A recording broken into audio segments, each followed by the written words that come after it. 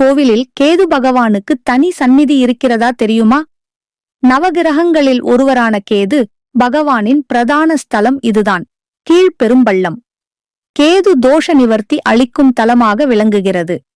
மயிலாடுதுறை மாவட்டம், கீழப்பெரும்பள்ளத்தில் உள்ள அருள்மிகு நாகநாதர் கோயில். ஜோதிடத்தில் ஒரு நிழல் கிரகம் என்று குறிப்பிடுவார்கள். பாம்பின் தலையும் மனித உடலும் கொண்டவராக கேது கருதப்படுகிறார். இங்கு இறைவன் ஸ்ரீ நாகநாத சுவாமி என்ற திருப்பெயருடன் சிவலிங்க திருமேனியாக காட்சியளிக்கிறார். அன்னை ஸ்ரீ சௌந்தரநாயகி என்ற திருப்பெயருடன் அருளுகிறார்.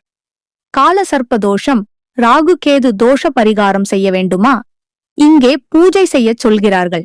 இங்கு அருள்மிகு நாகநாத சுவாமி மற்றும் ஸ்ரீ சௌந்தரநாயகி தாயாரை வழிபட்டு 7 முறை வலம் வந்து ஸ்ரீகேது பகவானுக்கு பரிகார பூஜை மேற்கொண்டால் கேது தோஷ நாகதோஷ நிவர்த்தி கிட்டுகிறது. இந்த வீடியோ உங்களுக்கு பிடித்திருந்தா சப்ஸ்கிரைப் பண்ணுங்க. பக்தி செய்திகள் தொடர்ந்து பார்க்க